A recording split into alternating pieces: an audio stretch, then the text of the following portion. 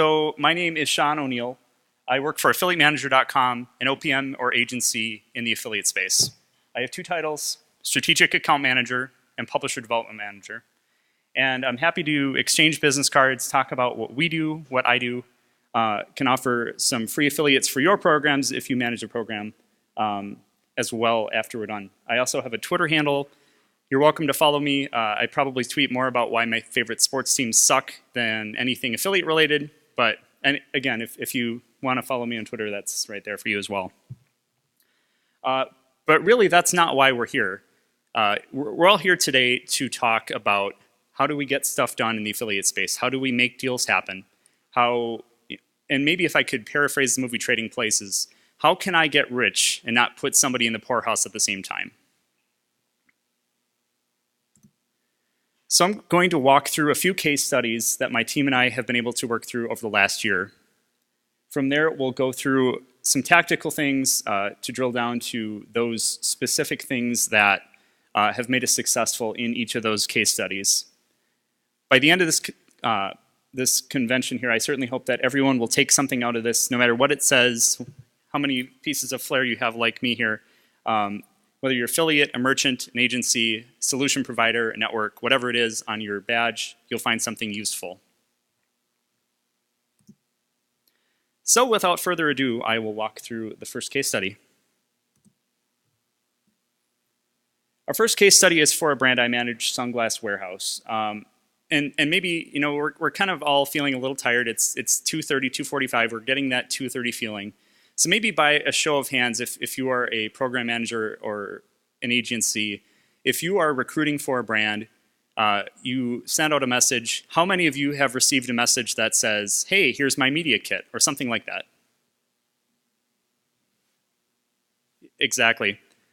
So that's what we got here with Menfluential Media. So my business development manager, Joey, who happens to be in the room here, he had reached out to Menfluential, who owns several men's fashion blogs. And again, they're much like what you all found, that they're sending back media kit and proposals and prices. But my goal and our team's goal is to not just stop at no. We want to find a way to get to yes. So we have one of our contacts at Sunglass Warehouse is in the growth department.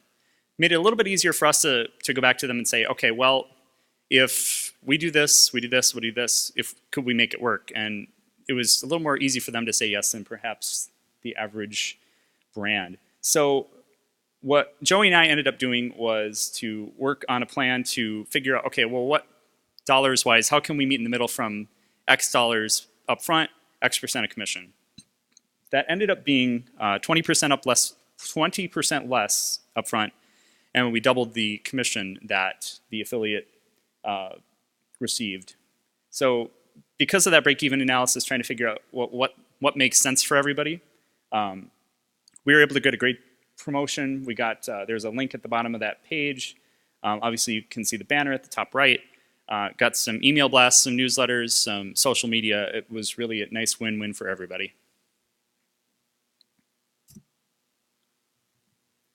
Second example is still in that recruitment space, obviously a little bit different.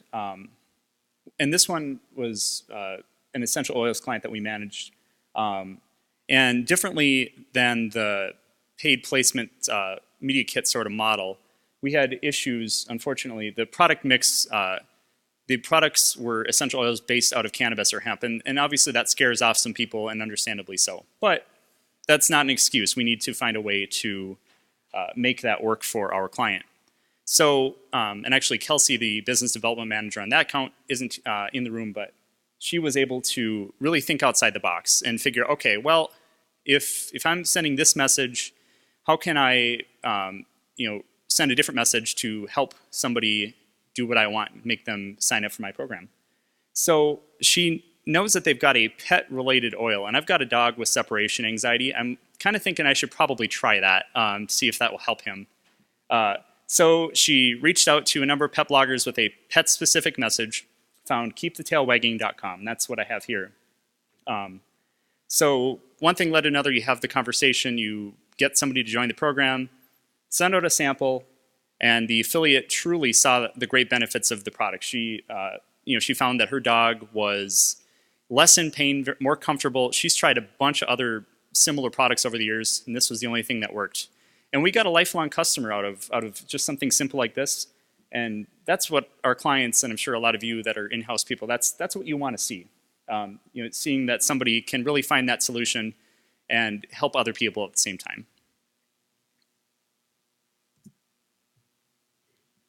Going back to Sunglass Warehouse, another client I manage, I knew that I talked a little bit earlier about men's fashion being kind of their demo. So obviously, because it's men's fashion and they've got pretty low price products, it made a lot of sense to kind of work in some deal sites in terms of strategic plans for that account when I started working with them about a year ago. So given that, I know Slick Deals was right in that wheelhouse. There again, it was important for us to figure out not just how do we pay them, but rather what's going to be attractive to the affiliate, but what's not going to eat my client out of house and home. So those two means of communication working between myself and the affiliate, myself and the client, trying to figure out, okay, well, could I do a percent of sale, or I'm sorry, a percent off deal site-wide, percent off on a category, free shipping, what is it going to take and what percent is it going to take that's going to be attractive? And we found that 30% off aviator lenses, and obviously that's a pretty popular category for both, was what really turned into a killer deal.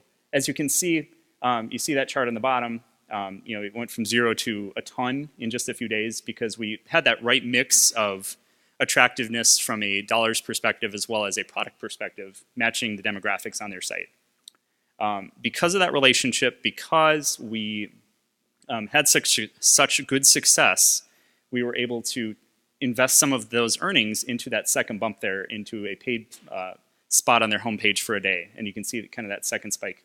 For reference, this was July. Obviously a time of year where a lot of people want sunglasses and need them. I live in Minnesota. I'm not going to necessarily buy them in November because we don't get much sun then. But we did test in October, and we found that because we had that built-in relationship already, we had even more success, and it was actually the biggest day of sales for my client across their book of business. It wasn't even just affiliate. So building that relationship, building those deals, and finding whatever works really was important for us to have great success.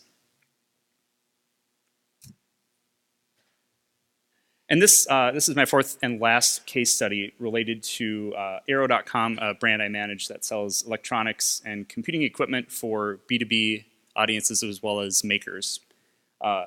Anybody who has, and I'm sure anybody who has experienced the electronics vertical knows that you got to deal with Amazon, you got to deal with low margins. It's difficult, and really in the affiliate space, it's probably doubly difficult because you're competing on price, you're also competing on commission rate. And so that said, we certainly had a little bit of work cut out for us, but we were able to, and I'll throw Joey's name out here again. Joey really did a good job of recruiting sites for the brand.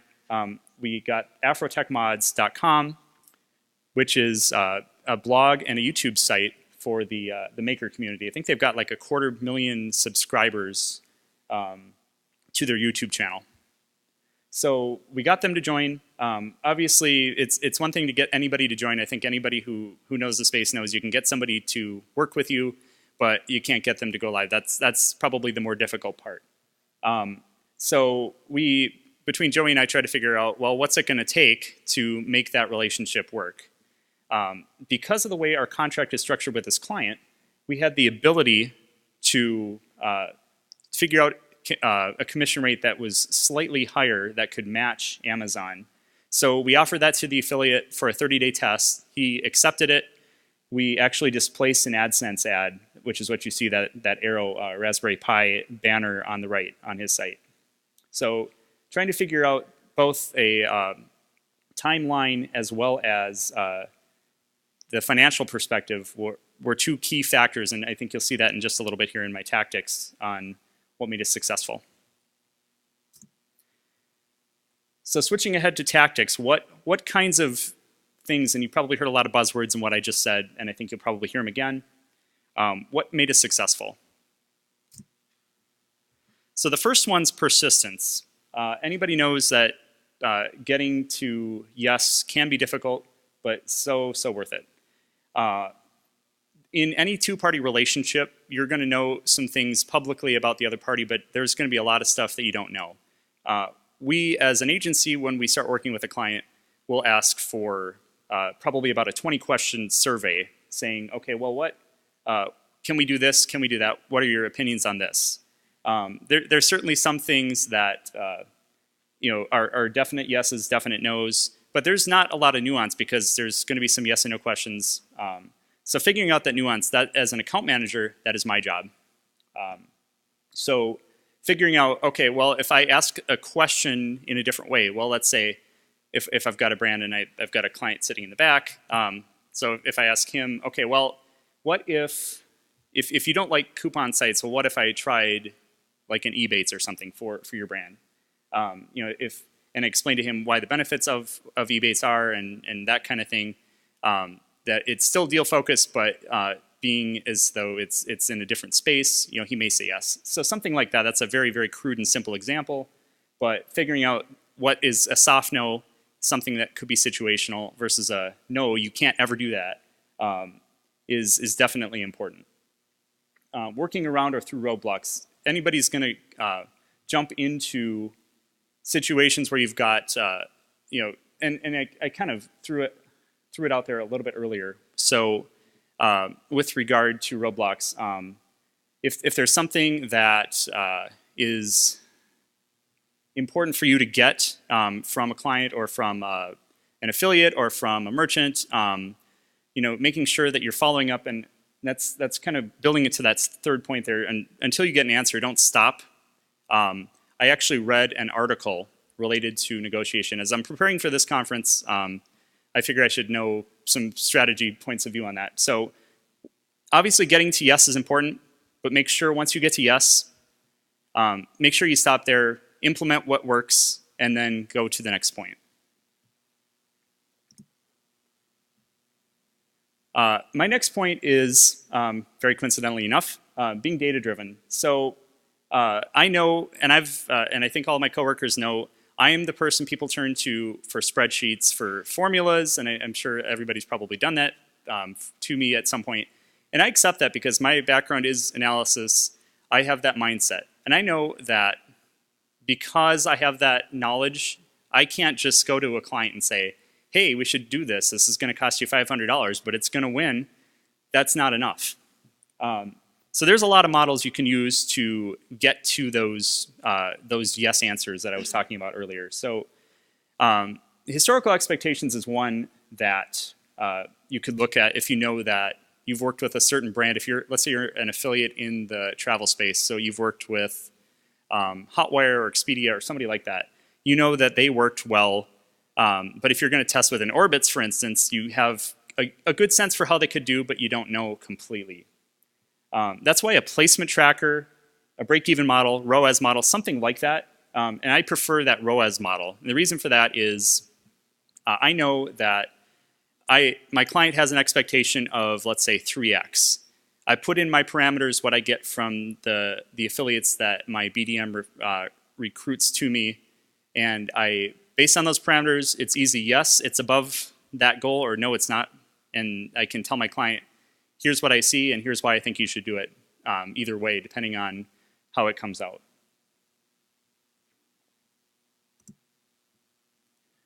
Being flexible is important. As I'm now in my early 30s, I know I can't just go to the gym anymore and just kind of get on the treadmill or do weightlifting. I have to stretch, and I don't like it. I don't like getting old. I was I was seeing crow's feet in my eyes yesterday, and it's just I'm not happy about it. So much in the same way that stretching before you work out is important, being able to think of things differently in terms of dollars and cents and on a time perspective is just as important.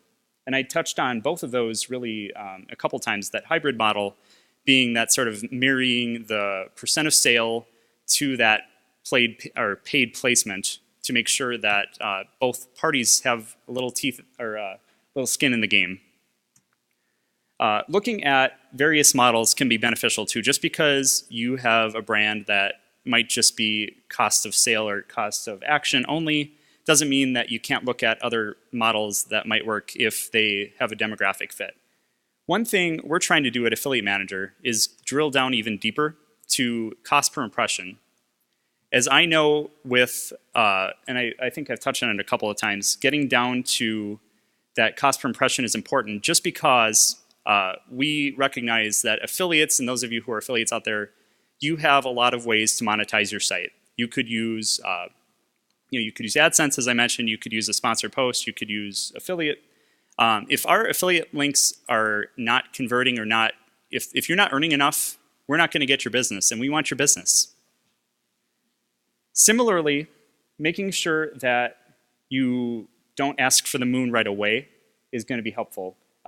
If you ask for maybe a week, a month, a year, prove your value. That is, and you're going to be surprised what you hear if you are able to do that.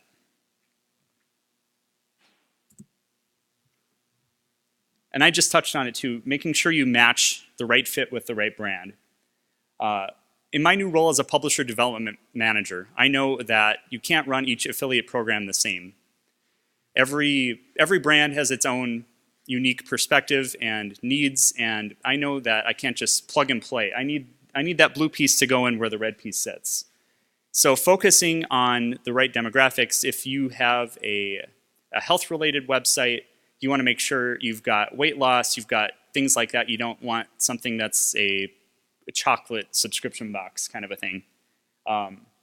Again, and much the same way, making sure if you're a luxury brand, you don't want to go on a coupon site necessarily if you don't want a discount. And again, B2B and B2C are both, if you are not well aligned with the company with whom you'd like to partner, you're not as likely to succeed. Then my last point here, making sure you're using your budget responsibly. In-house or agency, and this is really kind of more for us, but I think a lot of these, regardless of where you sit, can really be useful. So making sure that you're controlling, if you are, even for us as an agency, we're controlling that spend. If we have the ability to control the marketing budget based on if we have a client that that pays us a % of sale, we have the ability to offer greater commissions or do a sponsored post on occasion in probably that hybrid mode. Where we don't have that control, obviously it becomes a little more difficult, but at the same time, it makes me focus more on what I can do as an account manager to make sure that I give my client the information that he or she needs to make a decision. And again, if you manage a program in-house, you know what your budget is, making sure that you have enough to spend on what you're looking to do and getting that return you're looking to get. And now the fun part, the takeaways. I'm sure I'm far from the first person who has uttered this line, but there is a saying here, what happens in Vegas stays in Vegas. I certainly hope that that's not what happens here.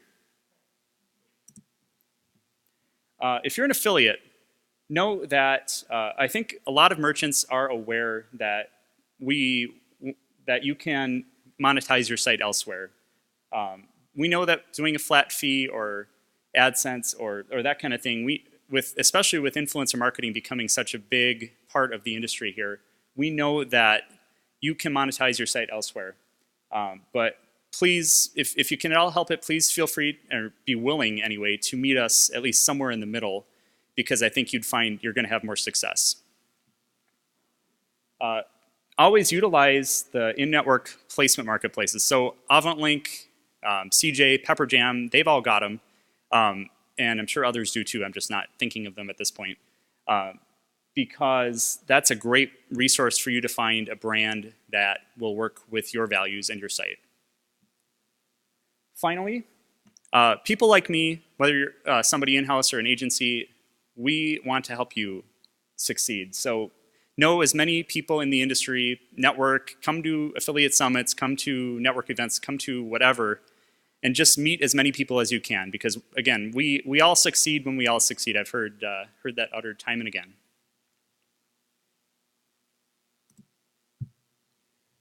For merchants, and I'll flip it around too. So just know, again, if you didn't know this, there's a lot of ways for people to monetize. It's very important that you're aware of that, because if you are not competitive with your affiliate offer, if you've got a 2% commission rate, if it doesn't convert well, you're not going to get any business, and you need to compete or you will die. That said, if you can have a higher conversion rate, higher commission rate, that EPC is going to be really good and going to really impact your affiliate program very positively, both to existing affiliates to attract them to join and work with you, as well as your existing affiliates to continue and perhaps increase their partnership with you. Finally, for my agency friends, because we are that middleman, we connect affiliates to merchants. Obviously, we need to know what's going on, keep our ears to the ground, make sure that we're reacting to what each party says. And the reason why we're here, the reason why brands trust us to manage their affiliate programs, is that we have the means to connect the right brand to the right affiliate.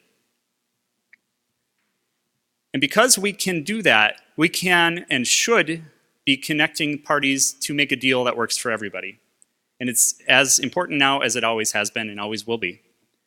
But knowing where the slack lies or where you can push is definitely that biggest part. So if an affiliate has a little more wiggle room, then feel free to try to work that and see if you can get that middle ground over there or merchant or wherever it is.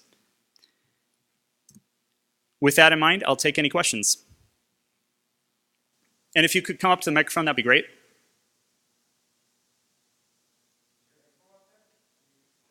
I can come back, yeah.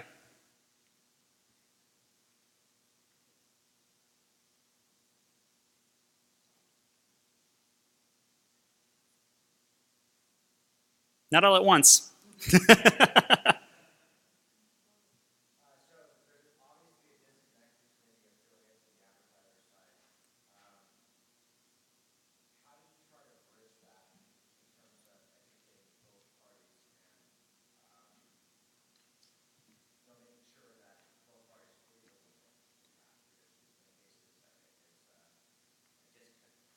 Okay, and I'm actually just going to repeat that a little bit and make sure that I understand what you said. So you're asking about educating both parties on what's important. Is that more or less a brief summary of? Yes. Yep.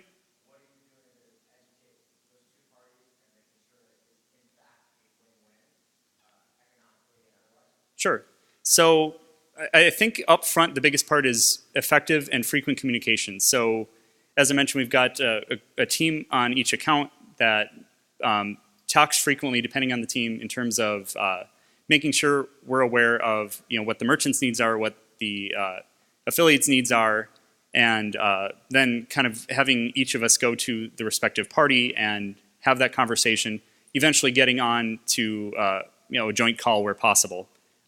From there, obviously, it's providing that data that I talked about. If it's kind of that break-even analysis to try to figure out what's going to be your minimum required turnout to make you whole, and then obviously after that, if we're able to reach a deal, then we'd want to kind of circle back once placements and things are live, and or depending on if it's a limited time offer, and then kind of just do a post-mortem to figure out, did this work? If it did, great. If it didn't, then figure out, is there maybe another option for us to continue working further to get back to that sort of win-win for everybody.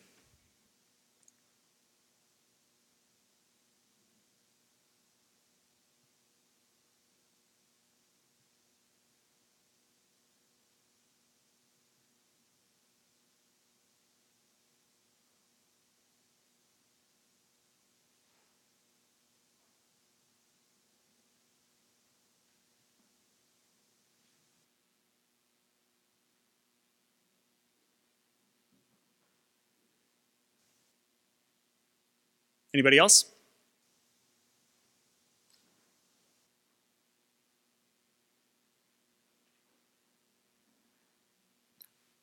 Would you mind coming up to the microphone?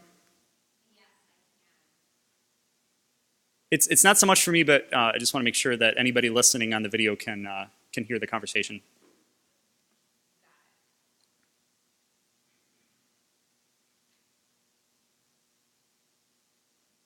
Oh. Microphone. Right.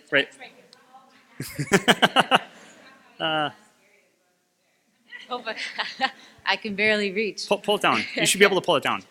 Let's see here. I think. Or just take it off. Yeah, that'll work. Testing. Okay. You're good. You talked about being data-driven. I work for an agency that is huge on being data-driven. Yep. And you talked about placement trackers. We are trying to push a lot of our publishers to be using placement trackers, using specific link IDs, and we're finding it hard. Do you have any advice? I will start by saying I agree it is difficult because certainly the technical aspect does make it difficult. Let me think about specifics. In terms of I've done placement trackers. I think generally speaking, I do more of the ROI, but I've done placement trackers on a couple of accounts. I think making sure you've got I probably, and this is going to be a little bit easier than I'd like it to be. I'd like to have a little more authoritative answer on this, but if you've got email communication, keeping everything in one thread, certainly be organized and keep tabs on any party that's involved, making sure that everybody's kind of communicating clearly. That's pretty much what comes to mind. I'm sure there's more, and we can certainly talk offline about any more specifics as well. Cool, thanks so much. Thank you. I think the one thread communication is definitely huge. I like seeing a good thumbs up. Thank you.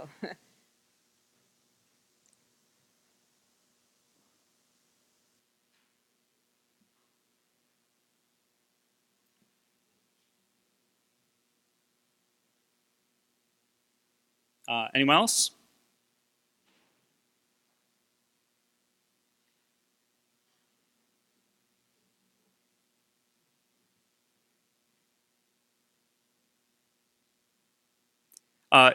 If you're not comfortable, I'm certainly happy to stay after and have conversations one-on-one. So don't think you're limited to just jumping on here. So.